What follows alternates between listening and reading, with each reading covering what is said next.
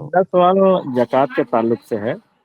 जी जी। मेरे पास मैं share trading करता हूँ। मेरे पास कुछ 5-6 लाख के शेयर्स हैं, जो अभी पिछले 2-3 महीने में वो उसमें 2-3 लाख रुपए का नुकसान हुआ है। जी। वो लगभग उसकी वैल्यू 2.5 से 3 लाख रुपए पे आ गई है।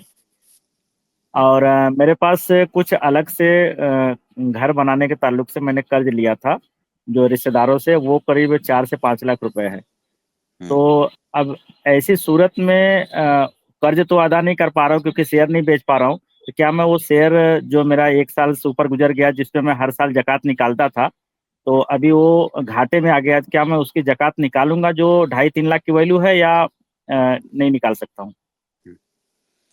देखिए भाई, बहुत मुख्तसर और बहुत आसान अंदाज में आप समझिए, क्योंकि ये सवाल कई दफा आता है और शायद इससे पहले इस तरह का जवाब आपने ना सुना हो, इसलिए आपको इश्काल हो रहा है। ज़कात उस माल में निकालना है जो माल आपके पास मौजूद है और निसाब को पहुंचा हुआ है। आपका पीछे फायदा कितना हुआ था, कितना नुकसान हो गया, शेयर का रेट कितना कम हो गया, जो माल आपके पास है उसकी वैल्यू कितनी कम हो गई, कुछ भी नहीं देखना है आपको।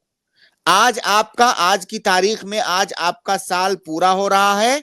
आज आपको देखना है कि मेरे पास कितना माल है। वो माल 1 महीने पहले 10 लाख का था, लेकिन आज वो 1 लाख का ही है। हमको इससे कोई मतलब नहीं है कि कल वो कितने का था। आज की तारीख में कितना है, उसमें आपको जकात निकालनी है। आपका शेख, घाटा लगा है, फायदा हुआ है, कुछ भी नहीं देखना है।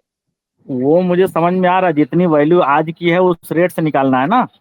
जी। बट मेरे पास, मैं उसको बेच नहीं सकता हूँ, क्योंकि वो घाटे में चला गया है। तो मैंने कर्जा ले लिया अपना काम पूरा करने के लिए। तो अब उसको बेच करके मैं कर्जा दूं तो भी मेरा नुकसान है, और कर्जा तो देना ही है। तो इसके लिए मैं बोल रहा हूँ कि जकात इस पे निकालूं और कर्जे को कर्जा रहने दूं, या क्या किया जाए? बिल्कुल क्योंकि आपके मैं ऊपर जकात का जकात मुस्तहिक नहीं वाजिब हो है। पा रहा हूँ। सुनिए, जकात हम्म, आपके ऊपर वाजिब है। मैं आपको एक मिसाल से समझाता हूं तो जल्दी से बात समझ में आएगी। जैसे आप जमीन का हम्म, कारोबार करते हैं। आपने जी मान लीजिए जो है 50 लाख की जमीन खरीदी, जो है एक जी साल पहले। आज की तारीख में उस जमीन की वैल्यू हो गई 10 लाख। खरीदा था आपने 50 लाख, उसको तो 60 70 80 हो जाना चाहिए एक साल में, लेकिन उसकी जी वैल्यू आज आज 10 लाख हो गई। तो जी। क्या फिर उस 10 लाख में जक़ात नहीं निकालेंगे? बिल्कुल निकालेंगे, गर्चे उसकी वैल्यू कम हो गई, लेकिन जो जी है उस वो निसाब को पहुंचा हुआ है। तो आपका शेयर गर्चे घाटे में जा रहा है, लेकिन घाटे में जाने के बावजूद भी निसाब को पहुंचा हुआ है। तो वहाँ शरीयत वहाँ उस पे दो घाटे को नहीं वर्ड देखती है। निकला। शरीयत एक, सिर्फ ये देखती है कि आपके पास जो माल मौजूद है क्या निसाब को पहुंच रहा है आज की तारीख में कि नहीं।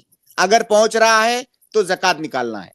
ये शेयर्स के ताल्लुक से है ना सर, कि अगर मैं ये शेयर बेच करके मैं अपना कर्जा दे दूं, तो मैं जकात का मुस्तहिक ही नहीं रह जाऊंगा, मतलब जकात देने लायक ही नहीं रह जाऊंगा। तो मैं हाँ घाटे होने की वजह से मैं नहीं दे पा रहा हूँ, इसके लिए कि मैं, मेरे रिश्तेदार ने बोला कि ठीक है, बिल्कुल मेरे से ले लो, अपना काम पूरा कर लो, मुझे घर बनाना था। बिल्कुल। यहां पर भी आपको जक़ात तब भी देनी होगी। इसको भी मैं मिसाल से ही समझाता हूं आपको। जी मान लीजिए आपने जो है किसी से कर्ज लिया। जी आपने किसी से कर्ज लिया, उस पैसे को आप अपने पास रखे हुए हैं। उस अभी आप कर्ज अदा नहीं कर रहे हैं, अपने पास रखे हुए हैं यहां तक कि 1 साल हो गया। अब अगर जी आप ये कहें कि भाई ये मेरा तो है नहीं, मैंने तो कर्ज लिया हुआ है, उसको अगर मैं अभी लौटा दूं तो मैं जक़ात निकालने के काबिल ही नहीं बचूंगा। तो मैं आपसे कहूंगा कि क्यों नहीं आप उसको वापस कर देते।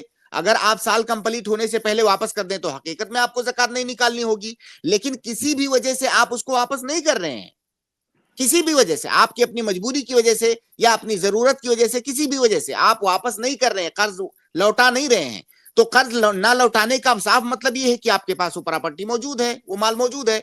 और जब आप उसके मालिक हैं तो आपको जक़ात निकालनी है।